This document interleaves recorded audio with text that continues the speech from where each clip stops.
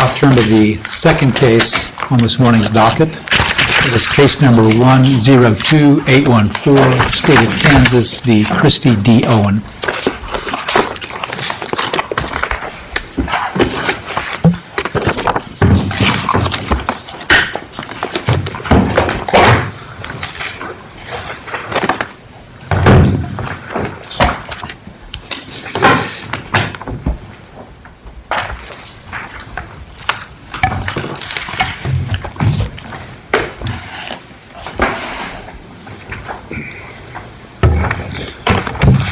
May it please the Court, Assistant District Attorney Boyd Isherwood on behalf of the State of Kansas. I'd like to reserve 3 minutes rebuttal time if I may. 3 minutes is granted. Thank you.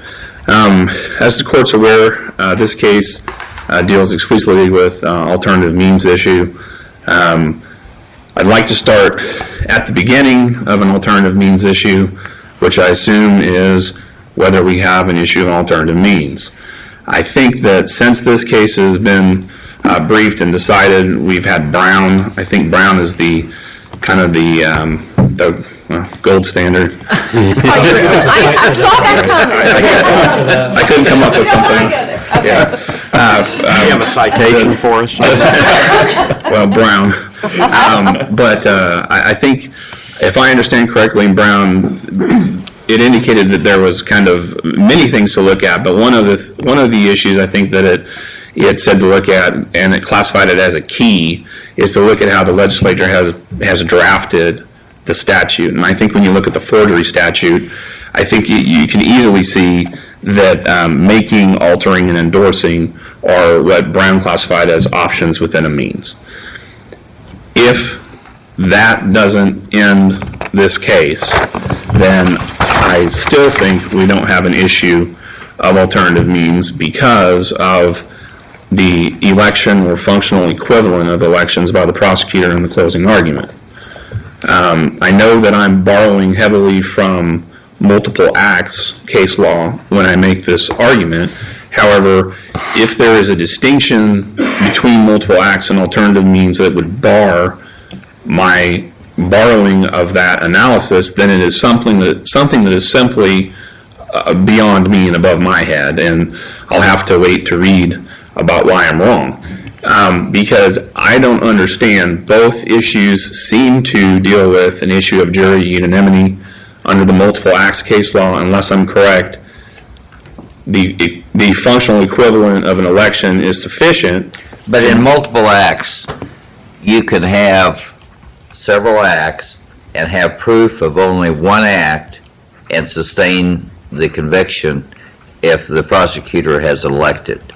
But in alternative means, under right super sufficiency, if you're going to charge it alternative means, you have to have sufficient evidence for all of the means.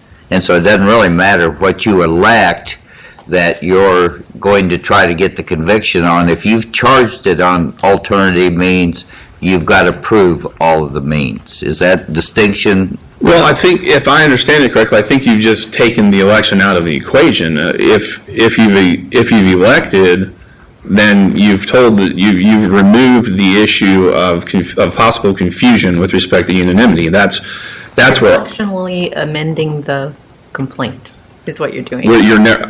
Just as in a multiple acts case, I think you're just narrowing the jury's inquiry into what it is that the case is about, despite the fact that the instruction may have additional information in it. And I think that's pretty standard with an multiple acts case.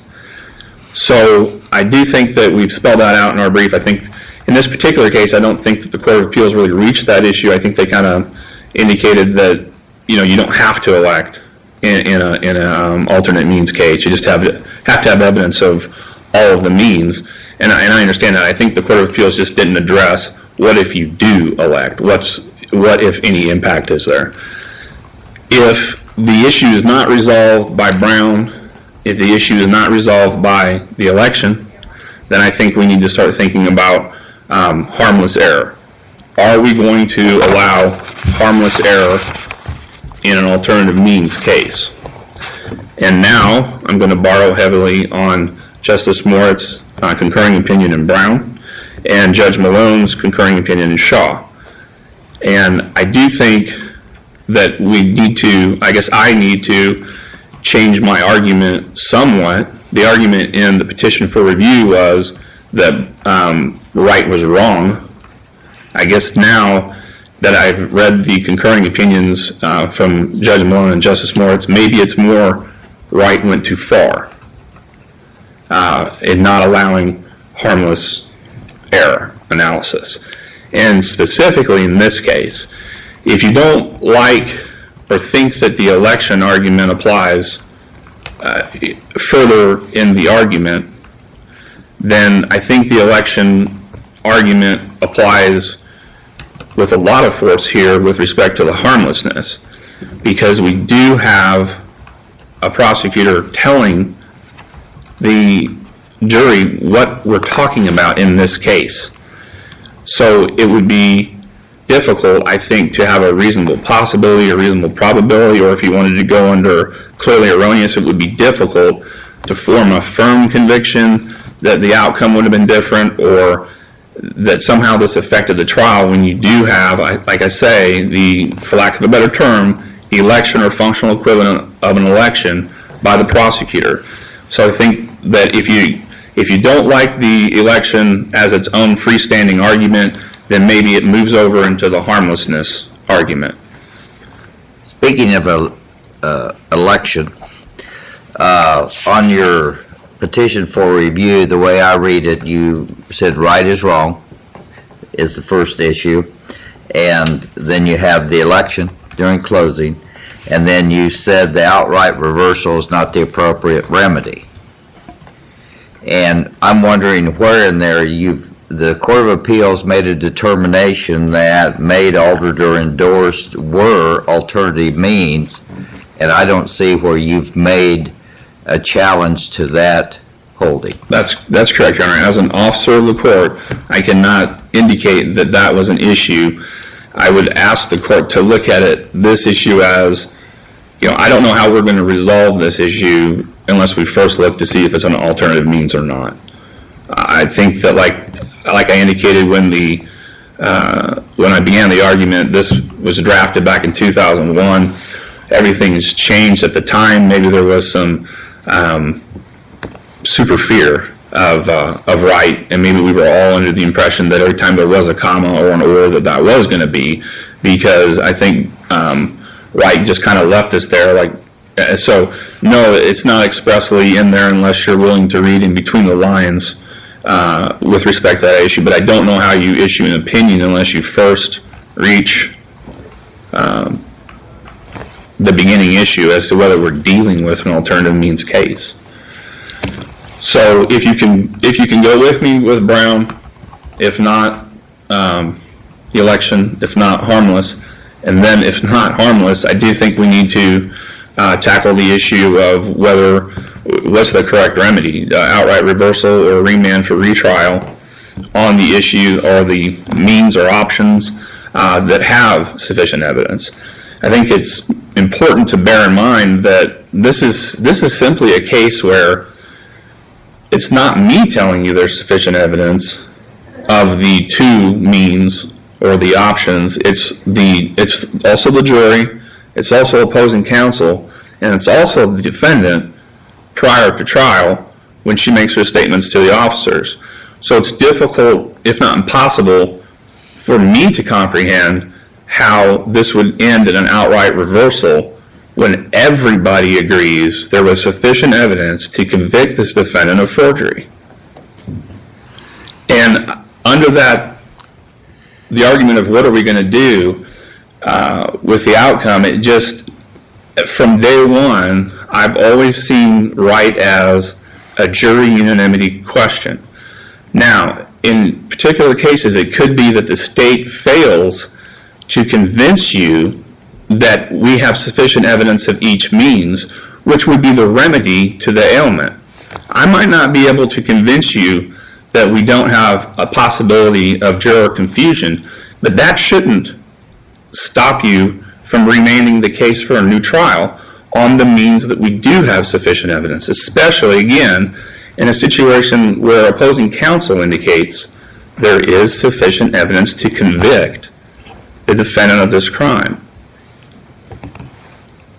Unless the court has any questions on the issues. I do Yes? have one question. Just going back to your original argument for why we should conclude that the legislative intent was not that these three things, making, altering, or endorsing, be alternative means. You mentioned the structure. Do you have any other arguments on that point? Well, I know the case that's coming next talks about the UCC, and I think that my strongest argument, as I read Brown, is to look at this structure. We're trying to divine what the intent of the legislature was, and if this isn't one of those cases that we can tell from the structure that this is an option within a means, then I don't know what would be. It's clearly set out that you can have forgery in a number of different ways. So the gravamen of subsection 1 would be basically creating the forged think so. instrument, and then, for example, the subsection 2 would be the transmittal of it, or Yeah, however you want. And this is one of those cases, I think. Uttering is where it started. uttering. It's the old-fashioned word Okay. for it. Uttering. I think it's just, this is the quintessential statute of the legislature trying to tell you, look, I don't care how you do it. What you're doing is going to be called forgery. Thank you. In that regard, is there any significance to the fact that when they consolidated the 20 or so statutes into this forgery and made the structure, they had make or alter, and subsequently it was amended to add endorse, which is at issue here. What do we read into that, given that we drafted the original ordinance off of Illinois, and our alternative means has been fashioned after Washington, and those two states treat those issues differently? Well, that's certainly an interesting, I guess, aside to the argument, but I don't know. I think we need to deal with what we have now. The history of, I was unaware of the history of them bringing endorsement in, but since they put it with the others, I can't imagine that they would have meant for it to be separate. If they meant to be separate, they would have had another subsection, is your argument? I would think so. But yeah, okay. That would be my take on that action. It's still, each action that's stated in that subsection 1 in some way creates a forged instrument, right? That's my reading. Yeah. Okay, thank you. I've got a question with regard to your right is wrong issue. You rely a lot on the U.S. Supreme Court decision in Griffin, and in Kansas, the unanimity issue really arises from statute, doesn't it? Well, that's what we've been told. Yeah, it's founded in, well, we've said it's founded in our Kansas statutes. And the U.S. Supreme Court has said a unanimous jury verdict is not a constitutional issue. So why is Griffin compelling evidence for us when they're dealing with a whole different scenario, and in their scenario, unanimity is not required by the Constitution. Here, we're saying it's required by statute. Well, because at the time that this was drafted, I think all we had was Wright, and I don't know that Wright, I think Wright mentioned the statutory authority, but didn't key its finding to that statute. And what it did say is that you're entitled to a unanimous verdict. It doesn't say you're entitled to the unanimous verdict upon the means, and I think that's why we switch over to the constitutional law, and that's why we indicate It that... says exactly the opposite, that you're not entitled to unanimity on means. I'm sorry, what, the statute? Right. Maybe I misheard you. I'm sorry, Mr. Sherwood, but Wright says exactly the opposite of of any defendant being entitled to unanimity on means. It says the jury can. Well, I think that's... each individual juror can rely on a means of his or her own as long as all the means are proved. That's what Wright says. I think that's where the difference comes in, is that the United States Supreme Court, what do we do once we don't have that level of unanimity. And that's where I think Wright departs, and Wright requires super sufficiency, and the United States Supreme Court says it doesn't matter if it's a factual versus legal. And I think that's why we fall back to the United States Supreme Court, because I don't think you can read all that out of the statute. So in our mind, or the state's mind, or my position, whichever it is, we see Wright citing back to a statute that just says you're entitled to unanimity on guilt. And then the case law is what has filled in the super sufficiency versus statutory authority. So then we have a situation where we're taking United States Supreme Court versus Kansas case law that we don't think is expressly tied to the provision. So it's remedy focused, is that what you're saying? It could be. Okay. I was just trying to make sure I understood. Thank you. Unless there are any further questions, we'd respectfully request that the Court of Appeals opinion be reversed. Any further questions of counsel? Thank you, counsel. Thank you.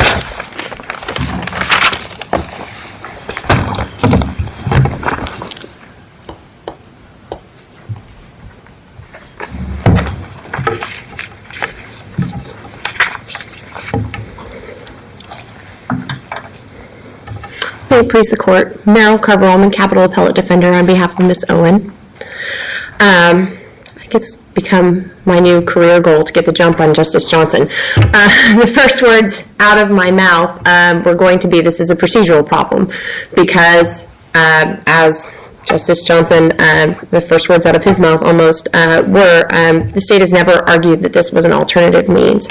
And again, the court is well aware of the arguments that were made, but in these days of sort of hypervigilance about proper procedure and things being presented correctly, I think that's the first hurdle here.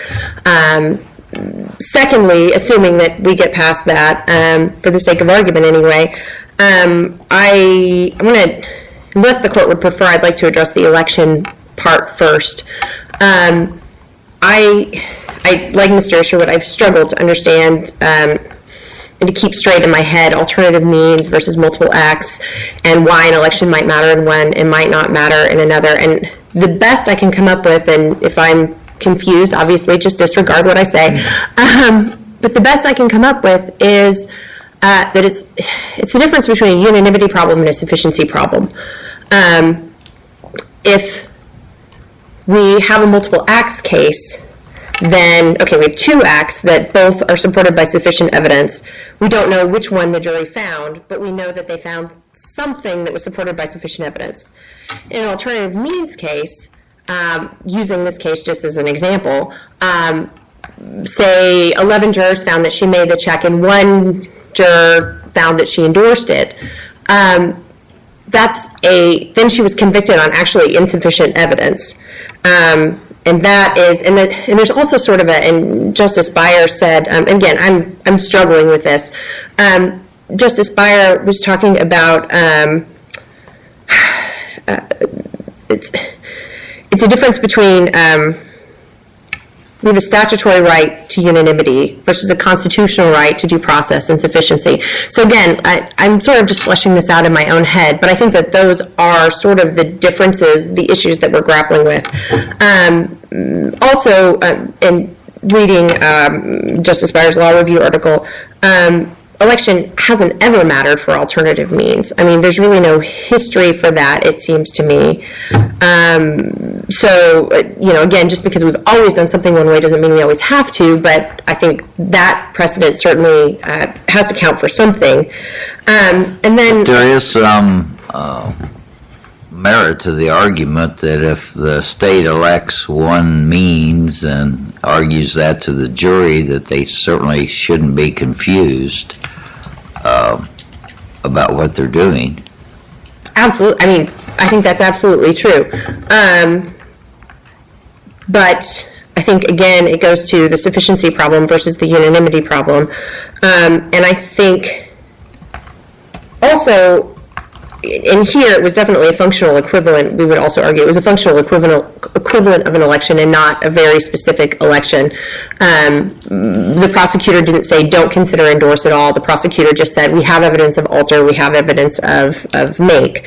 And I I have to wonder, and it's not in the case law, I couldn't find any case to cite to the court because it just wasn't important enough that I think anybody made note of it then, but I have to wonder if there isn't some alternative means case somewhere, or several, where that happened, because it's not an unusual circumstance. The prosecutor stands up and says, the jury instruction says this, but what we're really talking about is A and B and not C. And so, I think we've probably had elections in alternative means cases before, just because it was harmless error, because we were looking at it under the sort of Dixon standard. It just didn't matter, so nobody ever noted it. I just would find it hard to believe that there's not a case out there. Again, I couldn't find one. How about Justice Byer's suggestion that that's the functional equivalent of an amendment? Because the prosecutor could say, instead of arguing only A and B apply, say, Your Honor, we would move to strike paragraph C from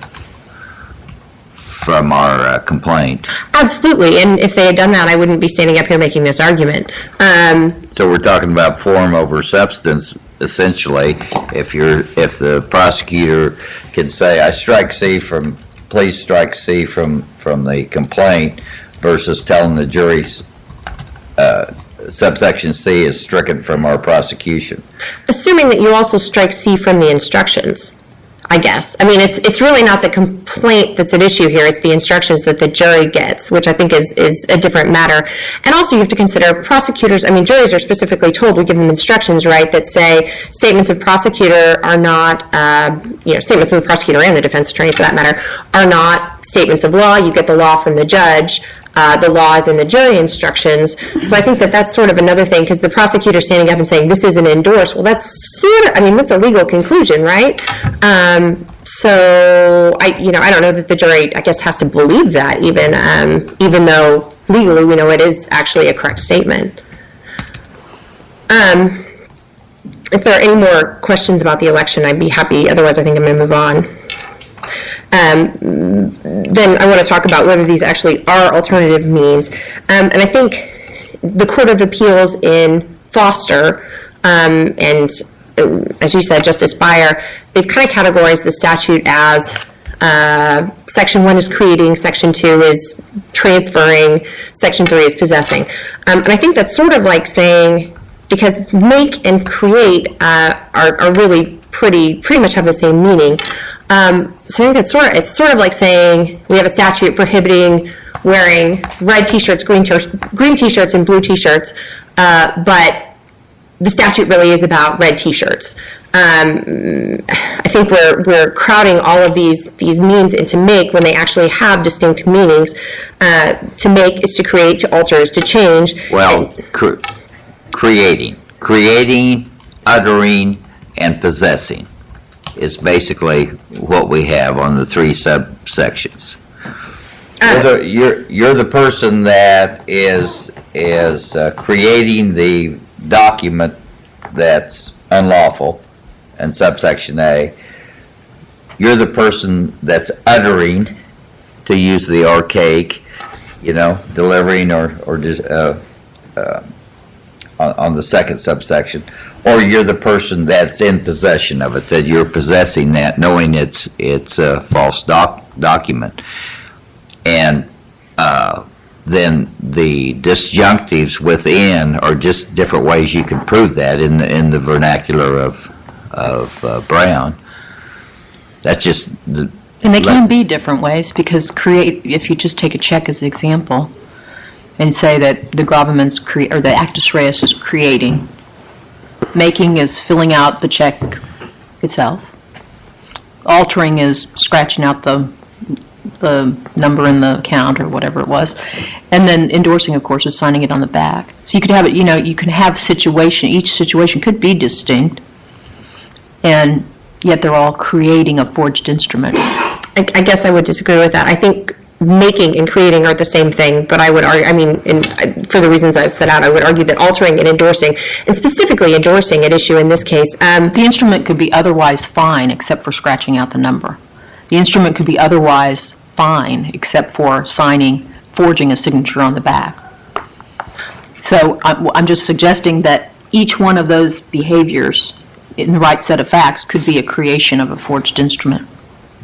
Here you happen to have two of the behaviors, the making and the altering. But the making and the altering were,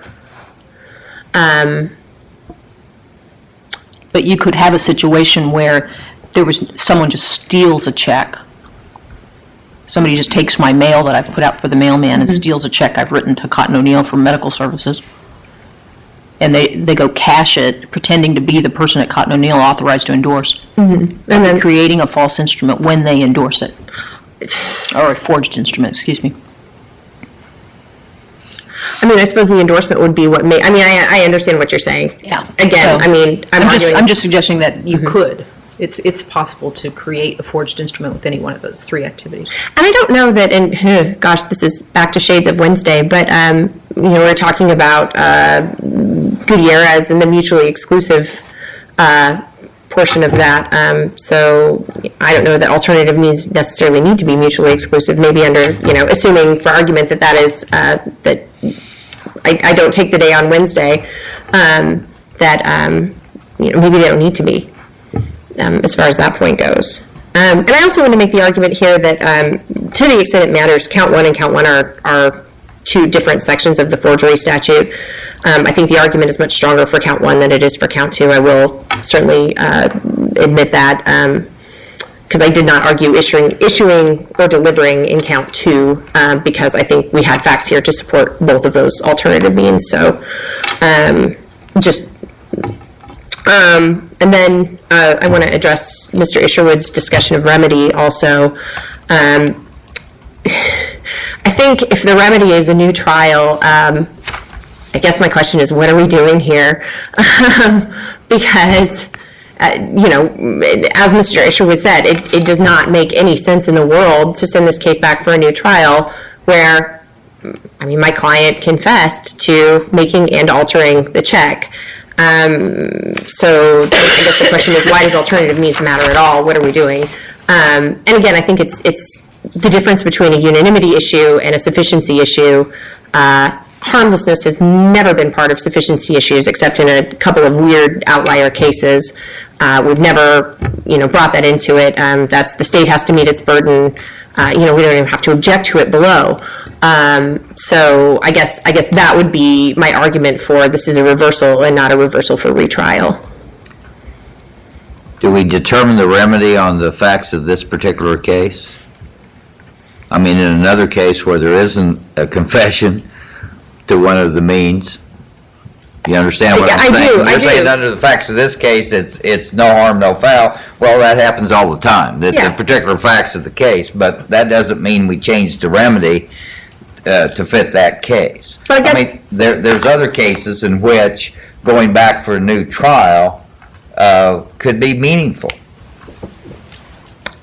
I guess I'm having trouble envisioning that because part of what makes this a raisable issue, like with the issuing and delivering here, there's certainly, I think there are alternative means there and we could argue about that, but whatever. With issuing and delivering, if I'm saying that there's evidence of both, then we don't have an alternative means problem at all. If there's absolutely no evidence of one, that's the only way it's really an arguable issue that doesn't need any good to raise. So there has to be no evidence of one to begin. To even raise the issue, I have to be able to say that there was no evidence of one and sufficient evidence probably of the other. So I guess and maybe I'm not seeing something that you are, but I think that would almost always be the case. Is this at all comparable to lesser included offense situation? If you have jury instructed on lesser included offenses, on appeal we determined there was insufficient evidence of the greater offense, and if it's remanded for trial on the lesser offense that was instructed, or is that comparable? I don't think so, because I think it's sort of a double jeopardy problem because they've already been put on trial for this offense, whereas the lesser, in the situation you're talking about, they've been acquitted of the greater offense. Here, I mean, it's the same as in a sufficiency case where, I mean, we get sufficiency cases all the time, right, where, say there's not evidence of some particular element. Well, that doesn't necessarily mean that the state couldn't have supplied that evidence on retrial had they known the whole was there. But we don't give them the second bite at the apple. And I think this is more like that than it is a lesser included offense type situation. So Wright was wrong and Dixon was correct, that if there's sufficient evidence of one means and no evidence of the other, it doesn't really matter, because if we send it back for another trial, it's going to be the same result. So I think, I don't think that's what I'm arguing at all, but I think you're arguing that if we apply a harmless error standard and it comes out in your defendant's favor, you don't really want a new trial because it's kind of ridiculous. this whole, Right. yeah, it's an This whole exercise of process is futility. I mean, I pretty think, silly. I guess if a new trial is a result, I think we need to go back and reconsider the whole analysis, because it's Not Us. sufficiency based. us chasing our tail at that point. That concludes all I have to say. Any further questions of council? Thank you, council. Thank you. Well, I guess maybe today we've posed more questions than we've provided answers, but I think that's sometimes the way it goes, and I think it's healthy. But unless the court has any questions, I waive the remainder of rebuttal. Any further questions of council? Thank you, council. Thank you. Thank you both for your arguments this morning. Clerk will take this matter under advisement. This time, the court is in recess for 15 minutes.